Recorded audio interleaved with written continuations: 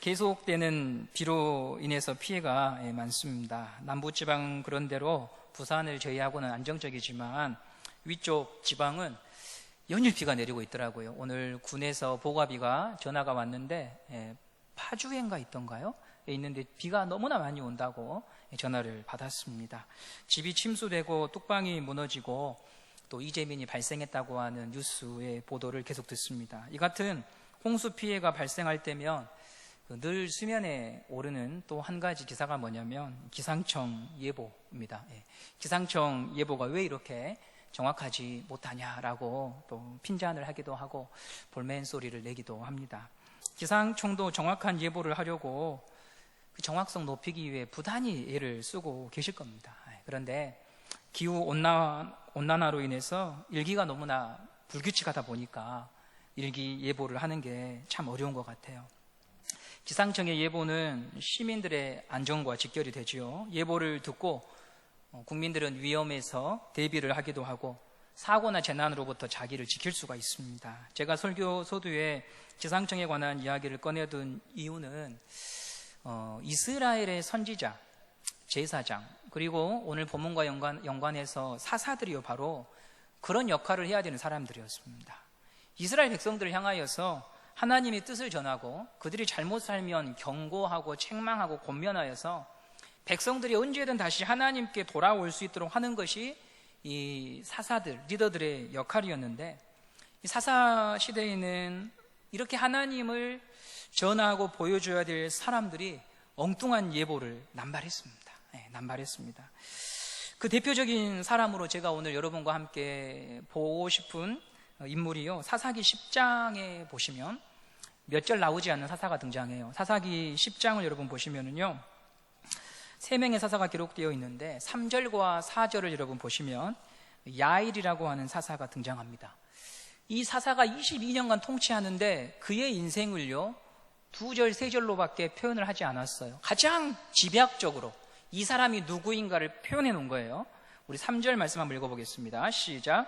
그 후에 길르앗 사람 야일이 일어나서 22년 동안 이스라엘의 사사가 되니라. 4절입니다. 그에게 아들 30명이 있어 어린 낙이 30을 탔고 성읍 30을 가졌는데 그 성읍들은 길르앗 땅에 있고 오늘까지 하봇 야일이라 부르더라. 야일이라고 하는 사람의 인생을요 2절로 요약해 놨습니다. 근데 그가 어떤 사람인가 한번 보십시오. 22년 동안 사사로 지냈다. 하나님이 그를 불러내서 사사로 임명했어요. 성령으로 기름 부었어요. 그런데 한 일이 뭐냐, 자식이 30명 있었다 이 말이죠. 아내를 많이 두었다는 거예요. 그리고 그 뒤에 따라 나오는 구절이 뭐냐면 어린 낙이 30을 탔다 이렇게 나와요. 자식이 30명 있었는데 어린 낙이 30을 탔다 이렇게 말하죠. 이게 무슨 의미일까요? 야일 혼자서 30마리의 나귀를 탔다는 것이 아니고 문맥을 보면 어떤 의미인가 같냐면 자기 자식한테 각각 한 마리씩 나귀를 타도록 해줬단 말이에요. 그 말이 뭐냐, 부의 대물림에 그는 평생을 바쳤다는 거죠. 부의 대물림에. 두 번째, 성읍 30을 가졌다고 나옵니다. 사사는 재판관이에요. 다스리고 통치하는 사람입니다. 그래서 사사 뒤에 성읍이 나오면 어떤 말이 따라 나와야 되냐면 성읍 30성읍을 다스렸다 이렇게 나와야 돼요. 근데 오늘 사사기에는 야일에 대해서 뭐라고 나오냐면 30개의 성읍을 가졌다 이렇게 나옵니다. 이게 무슨 의미일까요? 쉽게 말하면 요즘 언론에서 계속 논의되고 있는 다주택자였어요. 30채의 성읍, 고을을 가진 자였다는 거죠. 부동산을 많이 소유한 사람이었어요. 그가 사사로 부름받아서 한 일이 3절과 4절을 보니까 뭐냐면 재산 증식, 부의 대물림, 부동산, 불패의 신화를 사사시대에 이어갔던 사람이었어요. 이게 그의 행적이었어요. 성령으로 기름 부음 받아가지고 평생 동안 이 사람이 한 일이 바로 이거였어요. 그래서 사람들이 이 야일을 떠오르는 게 뭐냐면 하나님이나 사명이나 이게 아니고 그 야일, 땅 많은 사람, 야일, 돈 많은 사람, 야일, 자식한테 그 부를 수단과 방법을 통하여 대물림해 주었던 사람, 이런 사람이라고 하는 것을 지금 사사기 저자가 기록해 놓고 있는 것이죠. 우리 시대가 인생의 목적으로 삼는 것을요 정확하게 다 이룬 사람이 야일이었다는 거죠. 그러면 사사기 기자가 이 야일의 행적을 기록할 때 어떤 마음으로 기록했을까요? 야일의 삶을 본받아라, 이런 의미로 기록했을까요? 우리는 그게 아니라고 하는 걸 다 알고 있죠. 왜 그 시대가 혼란스러웠는가를 보여주기 위해 기록한 거죠. 왜 그 시대가 하나님으로부터 진노를 쌌는가? 입술로는 하나님과 가깝지만 마음으로는 하나님으로부터 멀어진 자가 결국 추구하는 가치라고 하는 것이 그 시대나 오늘이나 똑같기 때문에 하나님이 이 말씀으로 우리에게 지금 다가오시는 거예요. 하나님이 나의 구원이고 소망이고 복임을 믿지 않으면요 누구라도 이 길에서 전부 자기 인생을 투자할 수밖에 없지요.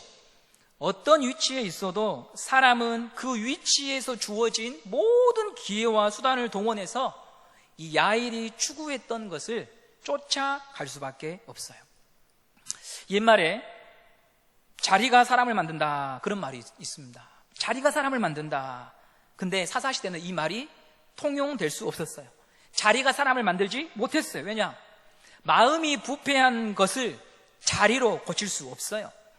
마음의 좌소에 하나님이 아니라 욕망이 주인으로 자리를 잡고 있는 한 그가 어떠한 자리에 앉아 있어도 모든 수단을 동원해서 제1의 야일, 제2의 야일, 제3의 야일을 만들어 갈 수밖에 없던 거죠.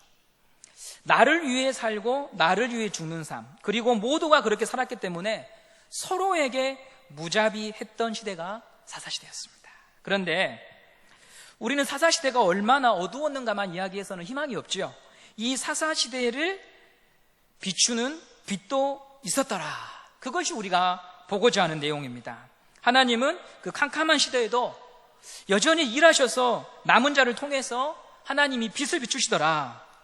영화나 드라마를 보면 무법하고 무자비한 시대를 배경으로 펼쳐지는 영화들이 많은데요, 초반에는 억울한 사람들이 등장하고 악인들한테 짓밟히는 장면이 이어지다가 갑자기 악을 응징하고 정의를 구현하는 주인공이 나타납니다. 그들은 대부분 이미지가 동일해요. 잘생기고 체격이 좋고 싸움을 잘하고요, 총알도 피해가고 맞아도 잘 죽지도 않아요. 결국 악당들을 다 쓸어버리고 정의를 구현합니다. 그게 보통 우리가 보는 드라마나 영화의 주제예요. 그런데 성경에서 혼란한 시대에 빛을 던져준 사람들은 우리가 기대하고 상상한 사람들과는 다른 면이 많아요. 대표적인 사람이 우리가 지난 시간에 보았던 한나죠. 자기 힘으로 어찌해볼 수 없는 문제에 봉착한 여자, 불임의 고통 속에서 눈물 흘리고 남편의 사랑으로도 그녀의 아픔을 달랠 수 없었던 여인. 그런데 하나님은 사방이 막혀있는 이 여인을 통해서 구원의 이야기를 써내들어 가시더라. 여기서 한 가지 우리가 알 수 있는 것은 하나님의 생각과 방법은 사람과는 참 다르더라. 하나님은 참 뭔가 갇혀져 있는 사람을 통해서 일하실 것 같은데 하나님의 방법은 참 다르더라. 자식을 많이 낳는 분인나가 오히려 사사시대를 밝힐 수 있는 빛이 될 수 있지 않을까요? 저 여자는 다복한 여인이야, 아이도 잘 낳아, 이런 여자가 오히려 사사시대에 복받는 여자의 증인으로, 간증하는 사람으로 나타날 수 있지 않을까요? 그런데 하나님은 달랐어요. 뒤처져 있는 사람들, 눈물 흘리는 여인, 그를 통해서 하나님께서 어두움을 밝혀 가시더라고 하는 것이죠. 하나님은 불임의 고통 속에서 신음하는 한나를 통해서 구원의 이야기를 써내려 가십니다. 역사의 중심에 자기 자리가 없고 변두리를 두리번거려야 했던 여자가 한나입니다. 우린 여기서 질문하게 됩니다. 왜 한나였을까? 물론 첫 번째 답은 하나님이 주권적으로 그 여인을 선택하셨습니다. 그러나 두 번째 답도 있습니다. 그게 무엇일까? 저는 오늘 여러분과 그것에 대해서 함께 생각했으면 합니다. 22절 말씀 우리 한번 같이 읽어보도록 하겠습니다. 22절입니다. 시작. 오직 한나는 올라가지 아니하고 그의 남편에게 이르되 아이를 젖대거든 내가 그를 데리고 가서 여호와 앞에 뵙게 하고 거기에 영원히 있게 하리이다 하니, 한나 가족은 매년 때가 되면 실로에 올라가서 병든 교회에 가서 예배를 드렸습니다. 그런데 오늘 본문에서 한나가 뭐라고 말하냐면 나 예배하러 가지 않겠습니다 이렇게 말하죠. 그 이유는 22절에 사무엘을 낳았는데 이 사무엘이 젖을 떼면 그때 제가 올라가서 이 아이를 하나님께 드리겠습니다. 그때까지는 제가 좀 참고 이 아이와 여기서 머물겠다고 합니다. 한나는 아이를 갖기 전에 하나님께 소원 기도를 했습니다. 1장 11절 말씀입니다. 소원하여 이르되 만군의 여호와여 만일 주의 여종의 고통을 돌보시고 나를 기억하사 주의 여종을 잊지 아니하시고 주의 여종에게 아들을 주시면 내가 그의 평생에 그를 여호와께 드리고 그의 머리에 대지 삭도를 그의 머리에 대지 아니하겠나이다. 한나가 기도한 내용은 여러분도 잘 아시듯이 나실인의 소원을 하고 있습니다. 나실인이라고 하는 말은 하나님께 바쳐졌다라고 하는 말이죠. 삼손처럼 하나님께 바쳐진 아이였습니다. 포도주나 독주를 대지 않고 죽은 것과의 접촉을 금했습니다. 나실인의 표를 드러내기 위해서 머리를 자르지 않았습니다. 거룩함을 지킨다고 하는 의미지요. 사무엘도 한나도 사무엘을 하나님께 드립니다. 한나는 소원한 것처럼 하나님께 아들을 다시 돌려드리려고 합니다. 다시 돌려드립니다. 저는 바로 이 지점에서 하나님이 한나를 통해서 일하신 이유를 발견했습니다. 그게 뭐냐면요, 내게 있는 모든 것이 하나님의 것이고 하나님이 맡기신 것이고 하나님이 주신 것이라고 하는 너무나도 단순하지만 그 시대에서는 삶으로 고백되지 않고 잊혀졌던 진리가 지금 한나를 통하여서 다시 회복되고 있습니다. 한나는 불임 속에서 아이를 얻었습니다. 기도 응답을 받았습니다. 그런데요, 기도 응답을 받은 사람들이요 모두 다 하나님께 드리는 거 아니에요. 모두 다 하나님의 것이라고 고백하는 삶을 살지는 않습니다. 왜냐하면요, 간절히 구했더니 얻었다, 여기에 사로잡혀 있습니다. 가장 중요한 하나님이 빠져 있어요. 그래서 소원 성취하고 내가 간절히 구한 것만 남아요. 하나님의 자리가 없어요. 자기 성취와 자기 자랑만 남아서 오히려 그런 사람들이 모일수록 영적으로 혼탁스러워집니다. 그런데 오늘 본문을 자세히 보시면 한나는 다른 고백을 해요. 1장 27절 말씀을 보시면은요, 한나가 이렇게 말해요. 이 아이를 위하여 내가 기도했다, 내가 구했다, 기도한 바를 여호와께서 뭐라고 나옵니까? 내게 허락하셨다. 이 마지막 구절에 자기가 지금 누리고 성취하는 기쁨이 누구로부터 온 것인가를 분명히 하고 있어요. 여호와께서 내게 허락하셨다. 허락했다라고 하는 말은 어떤 의미를 가지고 있냐면 본래 하나님의 것인데 나한테 맡기셨다라고 하는 말이에요. 본래 하나님의 것인데 나한테 맡기셨다. 한나가 열심히 기도했다고 하는 것에 초점이 있는 것이 아니라 내가 구했다, 그래서 내가 받았다, 여기에 초점이 있는 것이 아니라 나의 신음과 기도를 들으시고 응답하셔서 좋은 것을 허락하시는 그 하나님의 것임을 그녀는 지금 잊지 않고 고백하고 있다는 것이죠. 사사시대는요 이걸 잊었어요. 모두 자기 자신에게 집중했어요. 나는 이것이 필요하다, 나는 이것이 없다, 그리고 나는 이것을 가졌다, 내 형편은 이렇다. 사람에게 집중했고 사람에게 묻혔고 사람에게 모두 다 함몰되었어요. 사람 냄새만 물씬 풍기던 시대였지요. 탐욕과 추함으로 얼기설기 얽혀 있어서 탈출구가 보이지 않았습니다. 탈출구가 보이지 않았어요. 왜 이렇게 믿음을 버리고 하나님을 멀리 떠났을까요? 만약 내 자신이 하나님으로부터 동떨어진 삶을 살고 있을 때 누군가 나에게 찾아와서 집사님, 목사님, 왜 그렇게 믿음 없이 살고 계십니까? 라고 물으면 여러분들은 어떤 대답을 할 것 같습니까? 보통 통상 저나 또 제가 신방한 분들에게 어떤 이런 권면들을 할 때 들려오는 이야기는 이래요. 먹고 살다 보니까 그렇습니다. 이 일만 제가 좀 풀리면 제가 하나님 잘 섬기고 살 텐데 복잡한 문제가 너무 많습니다. 그렇게들 많이 이야기하셔요. 예. 그런 면이 물론 있어요. 왜냐하면 우리 육신을 가지고 있으니까요. 그런데 성경은요 더 본질적으로 우리에게 가르쳐 주거든요.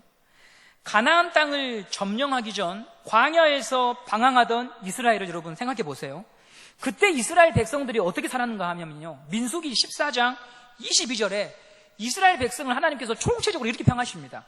내 영광과 애굽과 광야에서 행한 내 기적을 보고서도 이같이 10번이나 나를 시험하고 내 목소리를 청종하지 아니한 F학점 받은 너희들. 광야에서 이스라엘 백성들이 하나님을 몇 번 시험했냐고 나오냐면 10번 시험하고 불순종했다고 나와요. 이 10번은요, 문자 그대로 해석해서 10번일 수도 있지만 제가 보기에는 어떤 의미인 것 같냐면 완전수잖아요. 완전수. 그 말은 무슨 말이냐면 거역할 수 있는 만큼 끝까지 거역한 거예요. 빗나갈 수 있는 만큼 빗나갔더라 이 말이죠. 왜 빗나갔을까요? 우리가 가서 그 사람들한테 물어보면 그 사람들 변명할 게 있습니다. 야, 거주할 집이 없었어. 우리는 광야에서 매일 걷다가 해가 지면 텐트 치고 아침에 텐트 걷어서 다시 걸어가고, 낮이면 태양이 밤에 우리를 내리쬐고, 밤이면 춥고, 먹고 사는 게 팍팍해. 목이 말라. 어디로 갈지 알 수가 없어. 그런데 우리 입에서 불평이 안 나오겠니? 이렇게 우리한테 말할 거예요. 하나님, 삶이 팍팍해서 제가 이 모양입니다만 이번 일만 잘 해결되고 삶이 펴지면 제가 번듯하게 하나님 섬기겠습니다. 제 마음 아시지요? 그렇게 우리도 이야기하거든요. 우리하고 똑같은 사람들이에요. 그러면 여러분, 이스라엘 백성이 그토록 갈망하던 광야 생활을 마치고 가나안 땅에 왔습니다. 하나님이 땅을 주셔서 또 돌아다니지 않아도 돼요. 농사를 지을 수 있어요. 먹을 것이 있어요. 아침마다 하늘에서 내려왔던 지긋지긋한 만나를 먹지 않아도 돼요. 만들어 먹고 시켜 먹어요. 그러면 어떤 삶이 펼쳐져야 됩니까? 광야에서의 불순종한 삶에서 돌아서서 순종하는 삶이 되어야 되잖아요. 그런데 결과는요, 처참했지요. 오히려 광야 시대에만도 못한 삶으로 추락했지요. 그걸 고발한 책이 사사기예요. 하나님은 사사기를 펼쳐 보이면서 우리에게 말하는 거예요. 내가 너희에게 먹을 것과 입을 것을 해결하고 나니까 너희들이 나한테 얘기했던 대로 순종했느냐? 땅을 소유하고 그 땅에서 너희들이 나를 예배했느냐? 아니지 않느냐? 오히려 형제의 것을 빼앗고 속이고 가난한 자들의 가슴을 멍들게 하고 더 많이 소유하기 위해서 우상까지 불러다 놓지 않았느냐? 이제 너희들의 실체를 인정하느냐? 뼛속까지 너를 사랑하고 너희 자신을 숭배하고 너희 욕망을 위해 사는 자들이 바로 너라고 하는 것을 너희들이 인정하느냐? 이렇게 우리에게 사사기가 고발하고 있는 거죠. 예. 그럼 사람에게 필요한 것이 무엇일까요? 이게 오늘 제가 여러분에게 마지막으로 나누고 싶은 이야기예요. 그럼 사람에게 필요한 게 뭘까? 내가 어떤 상황에 놓였든지 간에 그 상황이 내게 주어진 상황이기 때문에 그 상황을 인정하고 그 상황도 여전히 하나님의 큰 손과 계획 속에 있음을 우리는 인정할 수 있는 믿음이 필요합니다. 좀 더 다시 설명을 해볼게요. 한나가 불임으로 고통을 겪었습니다. 그 이유를 성경에 뭐라고 말하냐면 한나의 난소에 문제가 있는 게 아니에요. 엘가나의 정자에 문제가 있는 게 아니에요. 성경은 뭐라고 고발하냐면 여러분, 사무엘상 1장 5절을 보시면 이렇게 나와요. 한나에게 갑절을 주니 이는 그를 사랑합니다. 그러나 여호와께서 그에게 임신하지 못하게 하셨다라고 하는 거예요. 하나님이 막으셨어요. 굉장히 난감한 구절이죠. 하나님이 왜 한나에게 이런 고통을 허락하셨다고 말하고 있는 거지? 왜 이 구절을 넣은 거지? 그런 마음이 들잖아요. 그런데 제가 사무엘상 1장을 계속 읽으면서 하나님의 의도와 뜻이 뭘까 하며 묵상하는 가운데 발견한 게 하나 있는데요. 여러분 1장을요 읽어보시면 1장이 지금 28절까지 있는데 이 1장 28절까지 있는 가운데 1절부터 계속해서 매 구절마다 나타나고 반복되는 단어가 있습니다. 제가 여러분에게 10초 한번 드릴 테니까요, 여러분 가지고 계신 성경책 한번 보십시오. 매 절마다 나타나는 단어가 있어요. 똑같은 단어가 있습니다.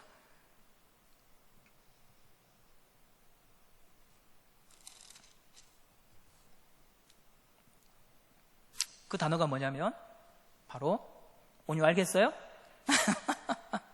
그 단어가 뭐냐면 국어 선생님 아시겠습니까? 그 단어가 뭐냐면 여호와께서라는 단어예요. 매 구절마다 나타나요. 거의 모든 절에 다 있어요. 여호와께서. 그 이유가 뭘까요? 뭐하러 이렇게 반복했을까요? 너가 어떤 상황에 있든지 하나님은 그 자리에 계시고 하나님은 여전히 하나님 되신다고 하는 거예요. 그것이 고통이든 허락된 즐거움과 기쁨이든 하나님은 여전히 살아계셔서 자기 백성을 인도하고 계시는 하나님이라고 하는 사실을 보라는 거예요. 고통이 오면 그 고통을 안고 하나님께 나아가라. 그분 앞에 울어라. 도움을 구해라. 그리고 기도의 제목이 성취가 되면 기도의 제목을 성취시켜 주신 그 하나님께 다시 나아가라. 하나님이 주셔서 너에게 있고 나에게 있다고 하는 것을 잊지 말고 다시 하나님께 나아가라고 이 사무엘상 1장이 우리에게 말하고 있는 거예요. 이런 믿음이 현실의 어둠을 이기고 주변을 살리는 믿음이라고 하는 것이죠. 그러므로 저는 어떤 상황과 형편에 있든지 하나님을 인정하는 백성이 되기를 여러분에게 권면하는 거예요.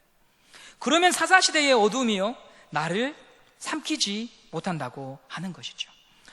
오늘 본문에 이런 말이 있어요. 제가 오늘 설교 주제가 바른 소견도 오를 수 있다, 이렇게 제가 주제를 잡았는데요. 1장 23절 말씀 한번 우리가 읽어보도록 하겠습니다. 시작. 그의 남편 엘가나가 그에게 이르되 그대의 소견에 좋은 대로 하여 그를 젖대기까지 기다리라. 오직 여호와께서 그의 말씀대로 이루시기를 원하노라 하니라. 이에 그 여자가 그의 아들을 양육하며 그가 젖대기까지 기다리다가, 남편 엘가나가 한나에게 한 말이죠. 나 오늘은 같이 예배 드리러 못 올라갑니다. 저 때면 같이 올라가겠습니다. 그 말을 하니까 남편 엘가나가 네 소견에 옳은 대로 행하라 이렇게 말하잖아요. 소견이라고 하는 말을 들으면 여러분 우리는 섬찟하죠. 왜죠? 사사시대를 망쳤던 단어, 사사시대가 암흑기일 수밖에 없었던 본질적인 단어, 자기 소견에 옳은 자가 되어서 모두가 왕이 되었던 그 단어가 오늘 여기에 등장해요. 그대의 소견에 좋은 대로 하여라고 엘가나가 말합니다. 그런데 놀라운 것은 한나가 소견에 옳은 대로 행하는 것이 사사시대를 끝내는 행동이 되었다는 거죠. 소견에 옳은 대로 행한 한나가 어두움을 연장시킨 것이 아니라 소견에 옳은 대로 행했던 한나의 선택이 사사시대를 끝내는 몸짓이요 사무엘로 하여금 새로운 시대를 열게 하는 선택이었다는 거예요. 불신앙과 불순종을 대표했던 말이 한나에게는 믿음의 말이 됩니다. 어떻게 이게 가능하죠? 모든 상황에서 하나님을 인정하고 의지하며 이 모든 상황의 주인이 하나님인 것을 분명히 고백한 그녀의 믿음이 소견에 옳은 대로 행하여 저주를 받아야만 했던 시대의 아픔과 절망을요 다른 의미로 바꾸어 놓는 인생이 되게 했다고 하는 것입니다. 취하신 자도 여호와시고 주신 자도 여호와임을 분명히 믿었던 인생이었습니다. 우리는 고통의 이유를 알 수 없습니다. 성령이 침묵하는 것을 내가 억지로 풀 수 없습니다. 그러나 그 고통 속에서도 하나님이 여전히 하나님이심을 고백했고 그 고통에 벗어나서도 기쁨과 자유를 누릴 때 이것을 주시는 분은 하나님이시기 때문에 자기가 움켜쥐는 것이 아니라 하나님이 필요하실 때면 언제든지 내어드리는 그 믿음을 통하여 하나님은 사사시대의 실수를 반복하지 않도록 막으셨던 것입니다. 여러분, 오늘 우리가 이 믿음을 갖기를 원합니다. 이 믿음을 갖기를 원합니다. 여러분이 고통 가운데 계시다면 그 고통이 빨리 지나가기를 기도하시되 그 고통 속에서도 여전히 하나님이 하나님 되심을 인정하고 아멘으로 받아들일 수 있는 사람이 되십시오. 그리고 여러분이 간절히 기도해서 무언가를 얻은 것이 있다면 그것을 얻은 것에만 집중하지 말고 그것을 허락하신 하나님을 놓치지 않기 위하여 부단히 애쓰십시오. 그것이 하나님이 주신 것임을 고백하는 방법 중 하나는 하나님이 필요로 하실 때 언제든 내어주셔야 됩니다. 근데 하나님은요, 하나님이 필요하다고 달라는 법은 거의 없습니다.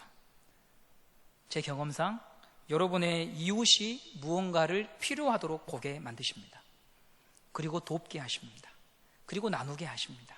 그것이 바로 이것은 내 것이 아니라 하나님이 주신 것이기에 당신에게도 흘러갈 수 있다고 하는 것을 고백하는 행위라고 하는 것입니다. 우리 시대는 야일의 삶을 추종합니다. 우리는 모였다 하면 야일의 삶이 되기 위해서 노력하고 애쓰고 머리를 굴리고 기사를 찾고 하는 사람들입니다. 그러나 하나님은 성경을 통하여 증거하십니다. 그것이 나의 백성의 삶일 수 없노라. 너에게 어떤 삶이 주어든지 간에 나를 인정하고 나를 왕으로 삼고 그것을 주신 분이 나라고 하는 것을 기억하며 나누라고 말씀하십니다. 저는 여러분이 또 제가 그런 길로 가는데 서로 도움을 주는 동역자가 되었으면 좋겠습니다. 중고등부 친구들, 자기 친구가 옆에서 토토로 돈 벌면 그 애도 토토에 관심 갖습니다. 반드시 그래요. 옆에 있는 친구가 인생의 고민을 담배로 풀면 옆에 있는 친구도 똑같이 인생의 고민을 담배로 풉니다. 닮아가죠. 저는 여러분들이 야일을 쫓고 추구하는 이 시대 속에서 그것이 성령의 기름 부음 받은 삶이 아니라 어떤 삶이 주어든지 간에 하나님이 하나님 되심을 고백하기 위하여 서로를 힘을 불어넣어주고 용기를 줄 수 있는 사람이 되었으면 합니다. 여러분의 비석에 하본 야일처럼 인생을 두자 세자로 적어 넣을 때 대물림 하기 위하여 모든 수단과 방법을 쓰지 않았던 30개의 성읍을 가졌던 나귀 30을 탔던 그런 인생이 되지 않기를 바랍니다. 고통 속에서도 하나님을 인정하고 하나님이 주신 것 속에서도 하나님을 인정했던 삶이라고 여러분들이 평가받는 인생이 되기를 간절히 소망합니다.